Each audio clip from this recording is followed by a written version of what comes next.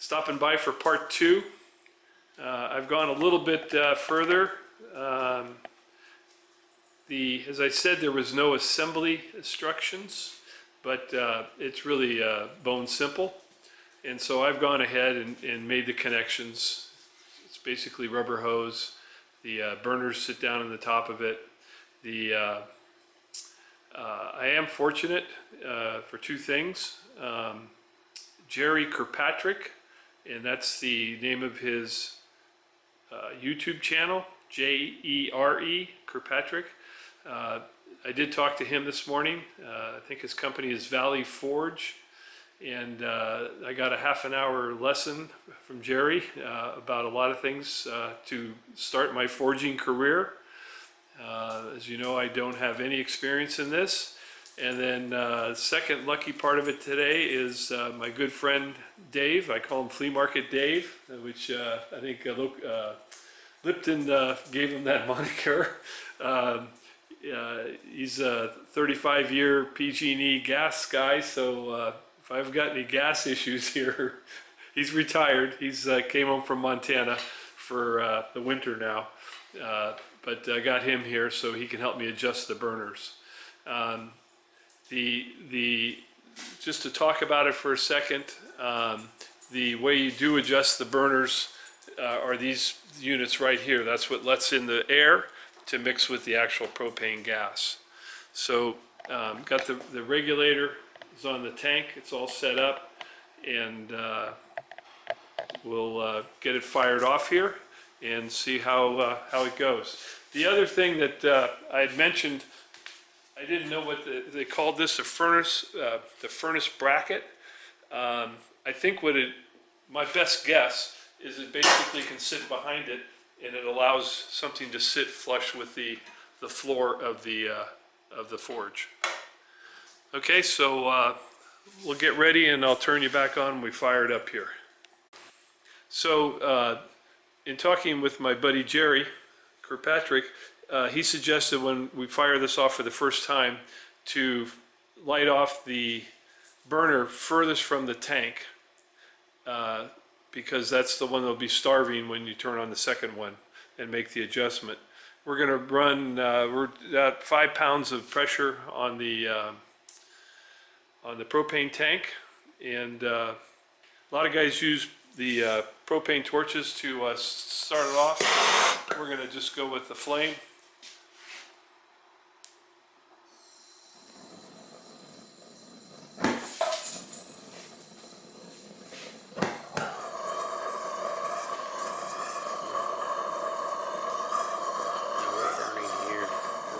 Need more gas? We do have a fire extinguisher.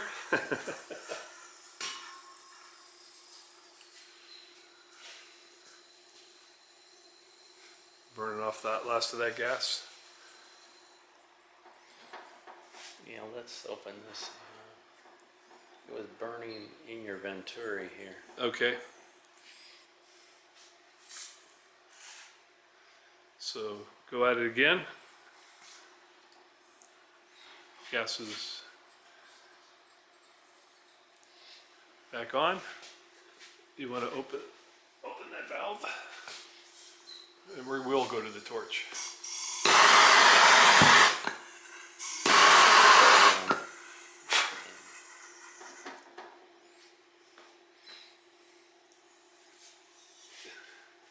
All right, we're gonna have to do some homework here. Having some issues. Okay, we got the forge. It's cooking away. We had a little issue there. One of the orifices had a piece of Teflon tape down in it, and that's why we were having a problem. So I was fortunate that I have my buddy Dave here, and we went through and checked everything. It's been running for about 5 minutes now, cooking away. We'll let it cook a little bit longer, and then we're going to play around and do a little forging. We're running, what are we running on the regulator? What are we running? 5 pounds. What's that? 5 pounds. Running about 5 pounds on the regulator. The orifices we have up the tops open about 3/8 an inch.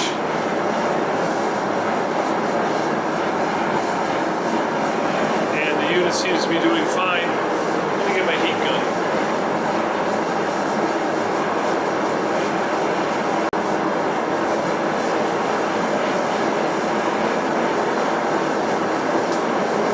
Getting some warpage.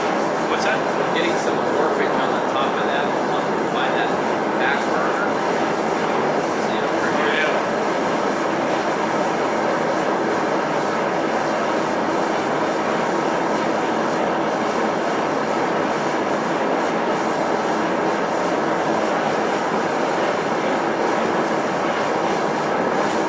So the top of the unit is running about 400 degrees on the outside of the metal, up by the burners.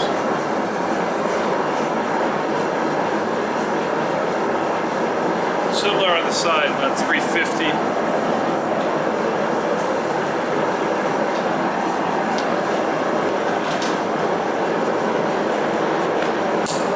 It's starting to warp. Yeah, it's starting to warp right there.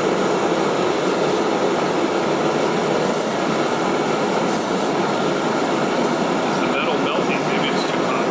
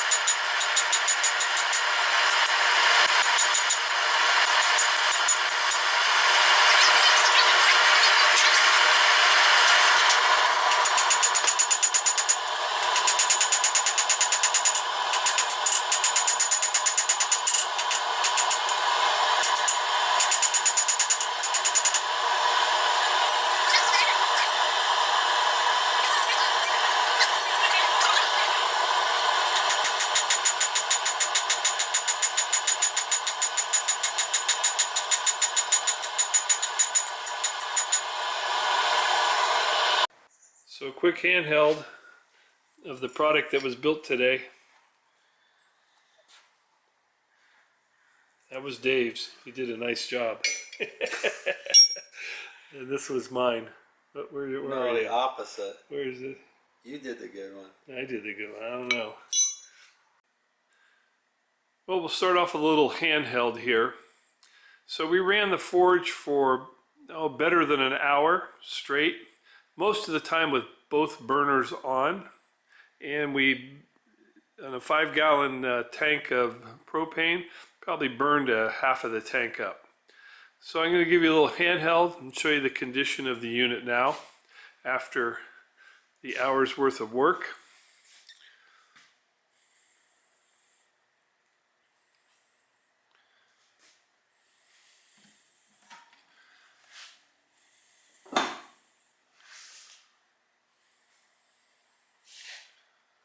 As you can see, it burnt off a lot of paint.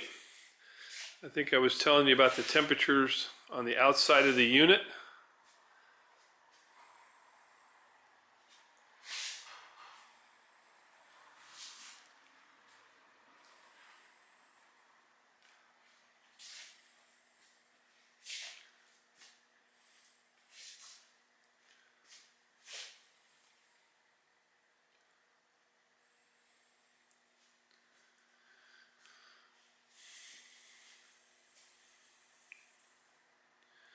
Now you can see this back burner, it got real hot. You can see this one's still red. This one started to cook. You can see the paint flaking off of it. Turns out this valve was leaking. So when we actually had it shut off, it was still leaking, and so we actually had a flame in the stack here rather than out in the unit. Hence this whole piece got hot. As we said earlier on, this unit started off with a piece of Teflon tape that was plugging the unit. Of course, we cleaned that out and it was operating okay. But as we progressed on, that back unit definitely had an issue. So as I said, we ran it for at least well over an hour as we were forging away, as you saw us tapping away. Dave and I both had a lot of fun doing it, and let me set this camera down on the tripod, and I'll give you my impressions of this unit. Bring you right back.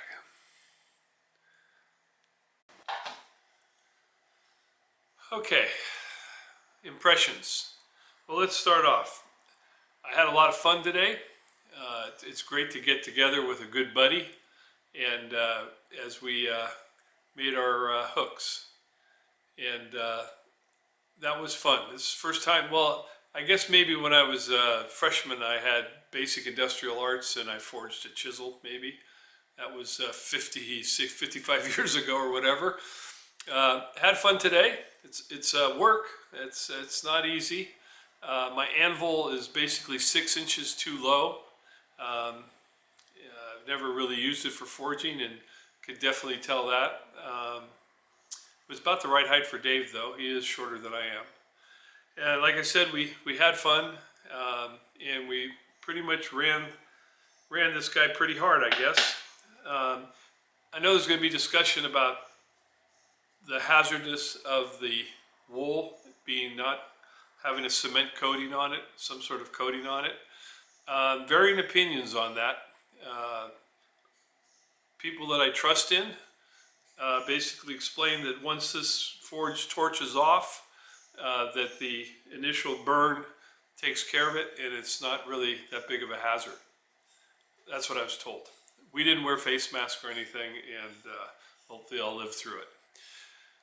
I'm not worried about that. My impressions of the unit. It worked. Would I recommend buying this unit? I'd have to say no. Between the issues that we were having with the valves, the valves are not really high quality, and And I mean, again, it's only $150 some for the unit.